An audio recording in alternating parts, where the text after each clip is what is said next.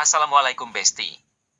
Perkenalkan saya Rizky Mujib Farabi, semester 3 dari program studi bimbingan konseling Islam, Institut Agama Islam Hamzah Wadi Pancor. Kali ini saya akan memaparkan sedikit materi dari mata kuliah Interpersonal Skill dari dosen pengampu saya, Ibu Husnawati, yang berjudul Teknik Persuasi dan Komunikasi Interpersonal. Pertama, apa sih pengertian dari persuasi? Persuasi merupakan suatu teknik mempengaruhi manusia dengan memanfaatkan data dan fakta psikologis maupun sosiologis dari komunikan yang hendak dipengaruhi. Persuasi juga dapat didefinisikan sebagai sebuah proses yang mengubah sikap, opini, dan perilaku. Karena persuasi merupakan suatu proses, maka persuasi akan berhasil jika dipengaruhi oleh faktor-faktor yang berkaitan dengan seluruh komponen komunikasi mulai dari komunikator, pesan, saluran, hingga komunikan.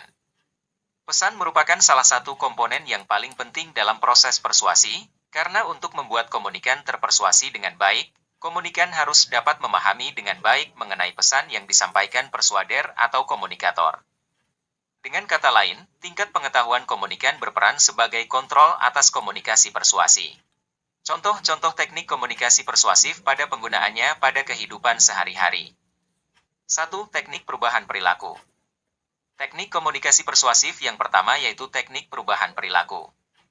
Menggunakan teknik ini seorang mampu mengalami perubahan perilaku selesainya menanggapi rangsangan dari komunikasi persuasif. 2. Teknik konsistensi afektif kognitif. Kemudian ada teknik komunikasi di mana menggunakan teknik ini mampu menyugesti perasaan, emosi serta nilai dari seseorang. Teknik ini dianggap teknik konsistensi afektif kognitif. Teknik ini umumnya digunakan beriringan menggunakan membuatkan pengalaman dan pengetahuan. 3. Teknik belajar. Komunikasi persuasif menggunakan cerita kegiatan seorang buat mengganti sikap individu lainnya. 4. Teknik evaluasi sosial. Teknik ini pula mampu dikatakan menjadi proses psikologi seseorang di mana terjadi perubahan sikap maupun perubahan pernyataan melalui proses komunikasi persuasif. Target komunikasi cenderung akan menentukan penolakan atau penerimaan sebelum akhirnya akan memberikan akibat pada lingkungan sosial. 5. Teknik persepsi.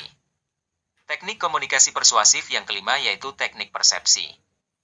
Di mana menggunakan teknik ini, kamu bisa mengkomunikasikan tentang hasrat seseorang buat menghasilkan sesuatu. Caranya menggunakan menghasilkan persepsi yang bisa memunculkan usaha berasal individu lain supaya bisa meraih keinginannya. Selanjutnya kita akan membahas tentang komunikasi interpersonal. Komunikasi antar pribadi, interpersonal communication, adalah komunikasi antara orang-orang secara tatap muka, yang memungkinkan setiap pesertanya menangkap reaksi orang lain secara langsung, baik verbal maupun nonverbal.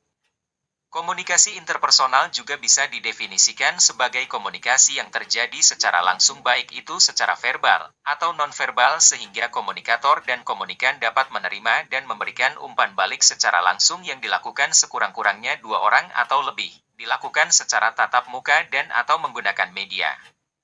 Adapun fungsi dari komunikasi interpersonal, yaitu 1. Fungsi sosial, yaitu untuk kebutuhan biologis dan psikologis, mengembangkan hubungan timbal balik, untuk meningkatkan dan mempertahankan mutu diri sendiri, dan menangani konflik. 2. Fungsi pengambilan keputusan. Manusia berkomunikasi untuk membagi informasi, dan manusia berkomunikasi untuk mempengaruhi orang lain. Seseorang berkomunikasi dengan orang lain tentu saja mempunyai tujuan tertentu. Adapun tujuan umum yang ingin dicapai dalam komunikasi interpersonal adalah 1. Menyampaikan informasi. 2. Berbagi pengalaman. 3. Menumbuhkan simpati. 4. Melakukan kerjasama. 5. Menceritakan kekesalan atau kekecewaan. 6. Menumbuhkan motivasi. Kesimpulannya ialah persuasi dapat didefinisikan sebagai sebuah proses yang mengubah sikap, opini, dan perilaku. Dan komunikasi interpersonal merupakan komunikasi antara orang-orang secara tatap muka, yang memungkinkan setiap pesertanya menangkap reaksi orang lain secara langsung, baik verbal maupun nonverbal. Hal ini dapat mencakup semua aspek komunikasi seperti mendengarkan, membujuk, menegaskan, bercerita dan sebagainya. Mungkin hanya ini saja yang dapat saya sampaikan. Sekian dari saya, semoga video ini membawa manfaat bagi yang menonton. Billahi taufik wal hidayah, wassalamualaikum warahmatullahi wabarakatuh.